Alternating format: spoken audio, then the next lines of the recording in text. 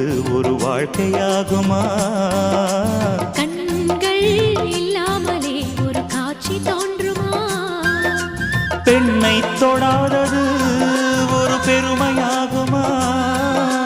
முத்தம் சிந்தாமலே அது முழுமையாகுமா? முழுமையாகுமா? காதல் இல்லாதது ஒரு வாழ்க்கையாகுமா?